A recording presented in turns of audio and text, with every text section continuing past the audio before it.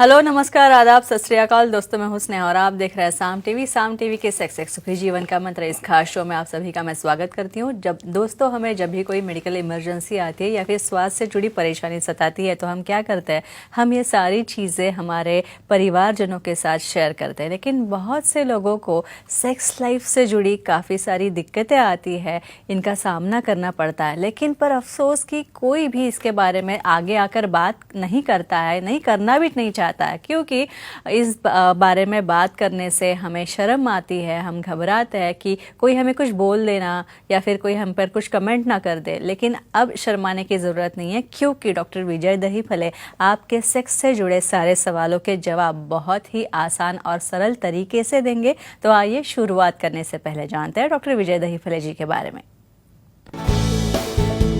Doctor विजय दहीफले एक जाने माने सेक्सोलॉजिस्ट, यूरोलॉजिस्ट और एंडोलॉजिस्ट है। डॉक्टर विजय दहीफले जी के क्लिनिक संभाजी नगर, हैदराबाद, दिल्ली में द्वारका, पुणे तथा नवी मुंबई में नेरुल, खारघर मेडिकोर हॉस्पिटल, थाने, दादर, अंधेरी, कल्याण, नासिक, नागपुर, अहमदाबाद और दुबई में भी है। डॉक्टर दहीफले जी का भारत तथा अन्य देशों में कॉन्फ्रेंसेस और सेमिनार्स के लिए हमेशा आना जाना रहता है, जिनके माध्यम से डॉक्टर विजय दहीफले सेक्स संबंधी सभी समस्याओं पर सलाह एवं मार्गदर्शन करते हैं।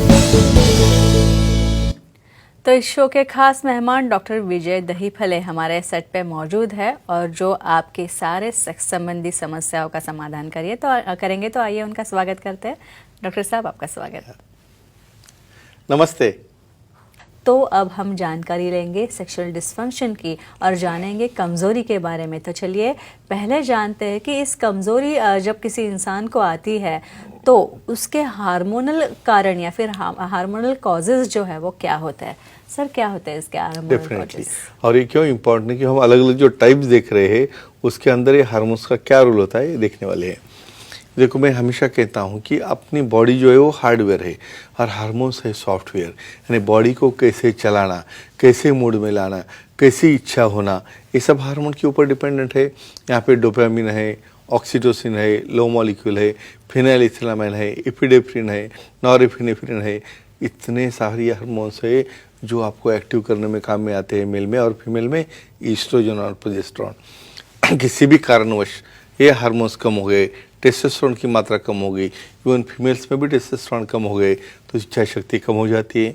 इच्छा शक्ति कम हो गई, अराउजल नहीं होता है, अराउजल नहीं हुआ, ऑर्गेजम नहीं होता है और बहुत बार पेन भी होते रहता है, लुब्रिकेशन नहीं हुआ तो ये संबंध रहता है हार्मोन्स का। इसलिए हार्मोन्स मेंटेन रहना बहुत ज़रूरी है। और कमजोरी के साइकोजेनिक कॉजेज क्या है? ये काफ़ी लोग पूछते हैं, सर साइकोलॉजी किससे तो नहीं होता है। एक कारण रह सकता है, इसको मल्टीपल इटियोलॉजी। बहुत बार पार्टनर साथ में झगड़े करता है, सुनता नहीं है।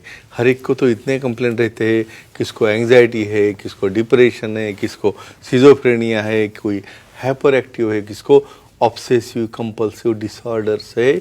इस तरह के साइकोलॉजिकल कारण जो रहते हैं, बहुत बार कंडीशनल डिसऑर्डर जब कहते हैं हम, फैमिली के अंदर अनबन है, झगड़े है, एक दूसरे के साथ रिलेशन अच्छे नहीं है, तो ऐसे कंडीशन में कैसे सेक्स की इच्छा होगी और कैसे एक दूसरे की अटैचमेंट बढ़ेगी, तो ये कारण भी ट्रीट करना बहुत इम्पोर्टेंट होता है। इसके बाद निशान जी है बेलगाम से, उनका कॉल लेते हैं। निशान जी बोलिए। नमस्ते सर। नमस्ते जी, बोलिए। सिगरेट से कमजोरी आती है, जानकारी दीजिए। सिगरेट से, स्मोकिंग से। ठीक है, तो स्मोकिंग से कमजोरी आती है क्या और क्या रीजन हो सकता है? देखो, बहुत बार मेरे फ्रेंड्स कहते हैं, सर एक दो लिया तो क्या होता है, कोई प्रॉब्लम नहीं, कभी तो पार्टी में लेते चलता है। लेकिन एक दो का लिमिट ऐसे बढ़ जाता है कि एक दिन में दो दो पॉकेट हो जाते हैं।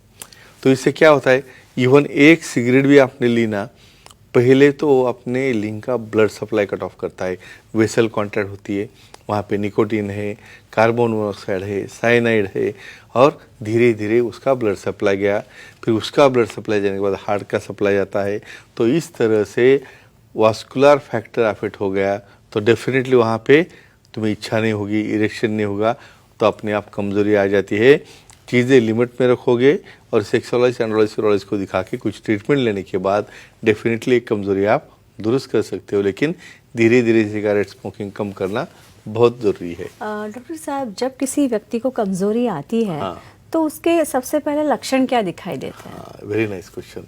कुछ लोगों को तो प्रेजेंटेशन ही करनी आता, ऊपरी में आते बैठ जाते, क्या हुआ, नहीं सर आपका शो देखा, फिर आगे क्या, तो मुझे ही कहना पड़ता है कि कुछ कमजोरी है क्या, कुछ शीघ्रपतन है क्या, यानी इरेक्शन होता है क्या नहीं होता है, मॉर्निंग में इरेक्शन आता है क्या। बहुत बार पार्टनर को मुझे पूछना पड़ता है, क्योंकि ये झूठ बोलते हैं, नहीं बोलता है मैं बहुत सब कुछ अच्छा कर रहा हूँ, लेते स्टोरी लेने वाले हम, लेकिन ये कुछ भी परफॉर्म नहीं करते, थोड़ा भी इरेक्शन नहीं होता।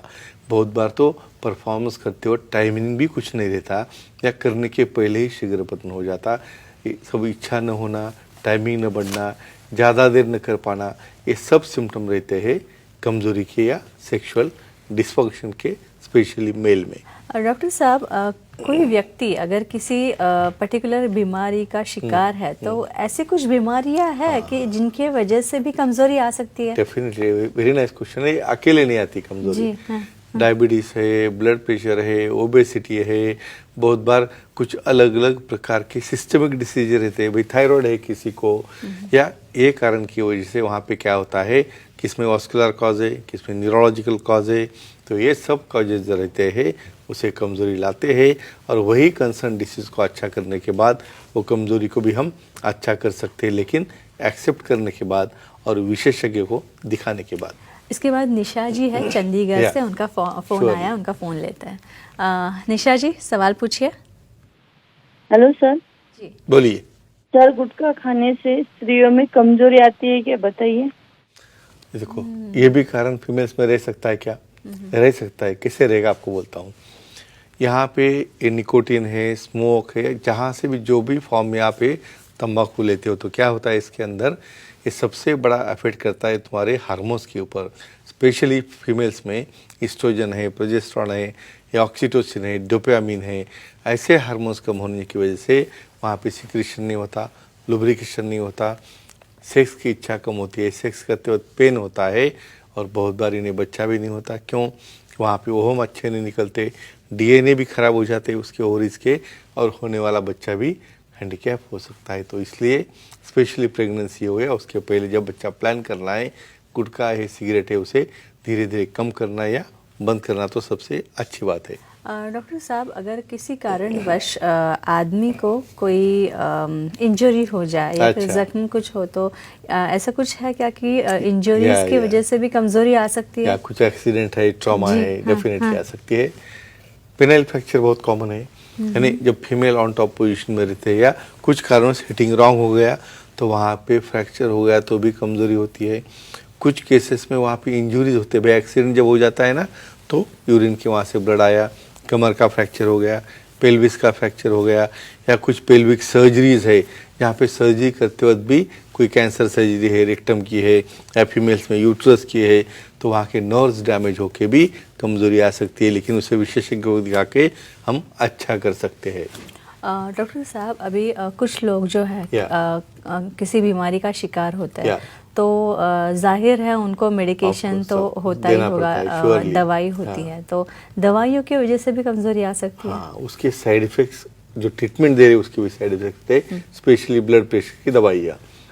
देखो, ब्लड प्रेशर की दवाई में क्या रहता है, अल्फा ब्लॉकर, जो रिसेप्टर हमारी वेसल डायलेट करने के लिए, फ्लो बढ़ाने के लिए काम करते हैं ना, वो अफेक्ट हो जाते हैं। फिर वो अफेक्ट होने के बाद वहाँ पे क्या होगा, बीपी की दवाई है, डायबिटीज़ की दवाई है, कुछ एंटी डिप्रेसेंट है, कुछ डायबिटिक्स एजेंट्स है, ऐसे अलग अलग मेडिसिन जिससे आपको कमजोरी आती है, तो उसे एक तो टाइप ऑफ मेडिसिन चेंज करना है या डोसेस कम ज़्यादा करने हैं, और आपकी लाइफस्टाइल भी बदलना बहुत इंपॉर्टेंट है, क्योंकि आप तो डोज लेते रहोगे, वहाँ पे सिगरेट भी लेते रहोगे, वजन भी बढ़ रहा है, और कुछ आप हलचल नहीं कर रहे हो, तो सिर्फ दवा आपको अच्छी नहीं कर सकती। तो फ्रेंड्स, एक ही ध्यान में रखो, चीज़ें लिमिट में रखो, जो भी एडिक्शन है लिमिट में रखो, और अपना सेक्सुअल लाइफ हेल्दी और हैप्पी रखो। अपना प्रॉब्लम तो सॉल्व कीजिए ही, लेकिन साथ ही साथ आपके दोस्तों को या फिर परिवारजनों में से किसी को ये समस्या हो, तो लैंगिक समस्या हो, तो उससे भी उनकी मुक्तता करना, उनको छुटकारा दिलाना आपका कर्तव्य है, और इसीलिए आप डॉक्टर साहब से मिल सकते हैं। तो दोस्तों, ये थे हमारे खास मेहमान डॉक्टर विजय दहीफले, जिन्होंने सेक्स समस्या और उनके उपायों पर बहुत ही अच्छी जानकारी दी, वैज्ञानिक साइंटिफिक जानकारी दी। और अगर आपको भी डॉक्टर साहब से मिलना है, उनसे सलाह मशवरा करना है तो आप स्क्रीन पे जो नंबर दिए गए हैं वो नंबर नोट डाउन कर लीजिए। साथ ही सारे सेंटर्स के नाम दिए गए हैं, अंधेरी, दादर, नवी मुंबई में नेरुल, खारघर में मेडिकोर हॉस्पिटल तथा थाने में भी डॉक्टर साहब उपलब्ध है। कल्याण, पुणे, नासिक, संभाजी नगर तथा हैदराबाद, नागपुर, दुबई में भी डॉक्टर साहब के सेंटर्स हैं। यहाँ पे आप जा सकते हैं। सर के सेंटर्स के फ़ोन नंबर्स आप वापस एक बार मैं आपको याद दिला दूँ, नोट डाउन कर लीजिए। जो आप इस वक्त स्क्रीन पे देख रहे हैं उनकी वेबसाइट है सेक्सोलॉजिस्ट डॉक्टर विजय दहीफले.in। इस पे जाएंगे आप, अपॉइंटमेंट का बटन आपको दिखेगा तो इसे क्लिक कीजिए और आसानी से आप डॉक्टर साहब की अपॉइंटमेंट ले सकते हैं और बहुत ही आसानी से आपके सारे सवालों का समाधान, आपके सारे सवालों के जवाब आप डॉक्टर विजय दहीफले जी से पा सकते हैं। तो डॉक्टर साहब अब वक्त हो चला है दर्शकों को अलविदा करने का। डेफिनेटली।